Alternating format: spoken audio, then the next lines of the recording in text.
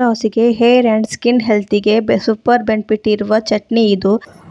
Hi hello ಎಲ್ರಿಗೂ ನಮಸ್ಕಾರ. Welcome to my YouTube channel. ಹೇಗಿದ್ದೀರಾ? ಐ ಹೋಪ್ ಎಲ್ಲರೂ ಚೆನ್ನಾಗಿದ್ದೀರಾ ಅನ್ಕೊತೀನಿ. ಸೊ ನಾನು ಲಾಸ್ಟ್ ವೀಡಿಯೋಸಲ್ಲಿ ಸಂತೆಪೇಟೆ ಸುತ್ತಿದ್ದಾಯಿತು, ಮತ್ತು ಟ್ರಾವೆಲ್ ಮಾಡಿದ್ದಾಯಿತು. ಇವಾಗ ಕುಕಿಂಗ್ ಬರೋಣ.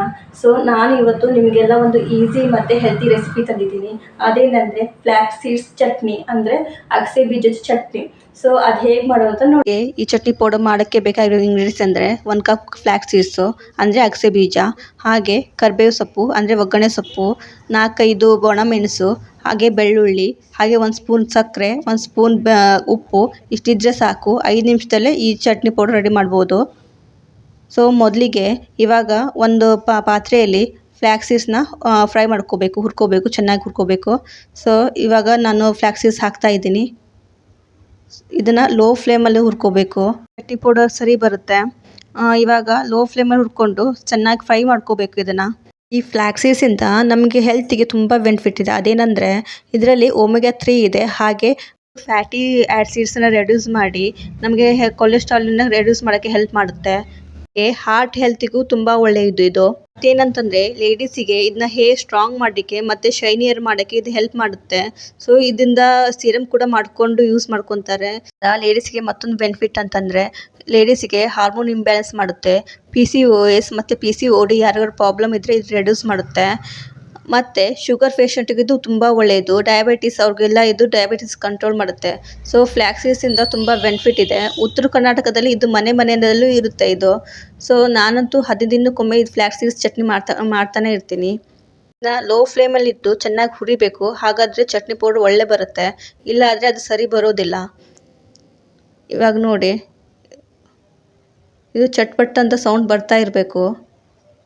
ಆವಾಗ ಮಾತ್ರ ಚೆನ್ನಾಗಿ ಹುರ್ಕೊಂಡಿದೆ ಅಂತ ಗೊತ್ತಾಗುತ್ತೆ. ಸೊ ನಿಧಾನವಾಗಿ ಈ ಥರ ಹುರ್ಕೋಬೇಕು. ಚಟ್ಪಟ್ ಅನ್ನೋ ಟೈಮಲ್ಲಿ ಯಾವುದಾದ್ರೂ ಮುಚ್ಚಳ, ಹೀಗೆ ದೋಸೆ ಮುಚ್ಚಳ ಏನಾದರೂ ಹಿಂಗೆ ಹಾಕಿಡಿ ಸ್ವಲ್ಪ.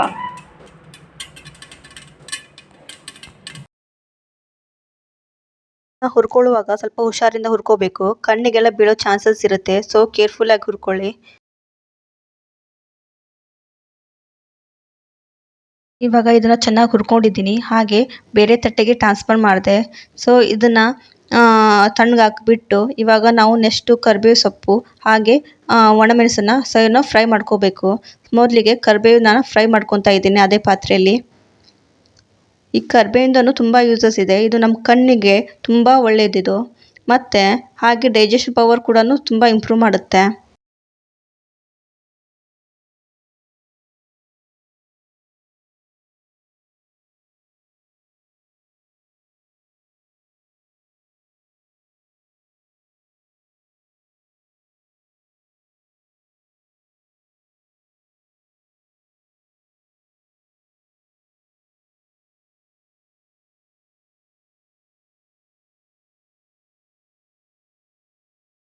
ಹುರಿದಾಯಿತು.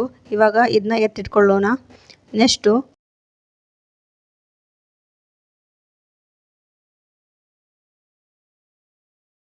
ಈಗ ಒಣಮೆಣಸು ತೊಗೊತಾ ಇದ್ದೀನಿ. ಸೊ ಅದನ್ನು ಕೂಡ ಹಾಗೆ ಫ್ರೈ ಮಾಡ್ಕೋಬೇಕು.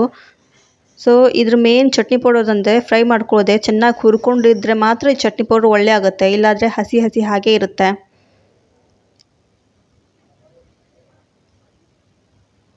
ಇದನ್ನು ನಿಧಾನವಾಗಿ ಹಾಗೆ ಇದು ಮಾಡ್ಕೊಂಡು ಹುರ್ಕೋಬೇಕು.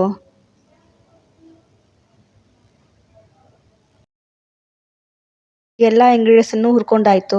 ಸೊ ಒಣಮೆಣಸು, ಕರಿಬೇವು ಈ ಥರ ಆಗಿರಬೇಕು ಹುರ್ಕೊಂಡಾಗ. ನೋಡಿ, ಹೀಗೆ ಒಣ ರೀತಿ ಆಗಿರಬೇಕು. ಇದನ್ನೆಲ್ಲ ಈಗ ಮಿಕ್ಸಿ ಜಾರಿಗೆ ಟ್ರಾನ್ಸ್ಫರ್ ಮಾಡ್ಕೊಳ್ಳೋಣ ಬನ್ನಿ. ಈ ಒಂದೊಂದೇ ಮಿಕ್ಸಿ ಜಾರಿಗೆ ಟ್ರಾನ್ಸ್ಫರ್ ಮಾಡ್ಕೋಬೇಕು.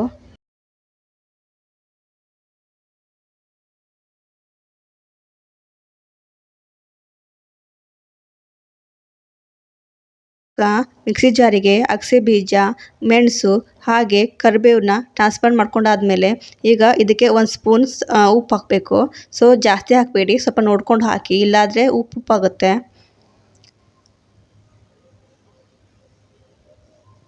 ನೆಕ್ಸ್ಟು ಇದಕ್ಕೆ 1 ಸ್ಪೂನ್ ಸಕ್ಕರೆ ಹಾಕಬೇಕು. ಸೊ ಇವಾಗ ಇದೆಲ್ಲ ಐಟಮ್ಸ್ ಎಲ್ಲ ಹಾಕಾಯಿತು. ಇದನ್ನು ಮಿಕ್ಸಿಗೆ ಹಾಕೊಂಬರೋಣ ಬನ್ನಿ.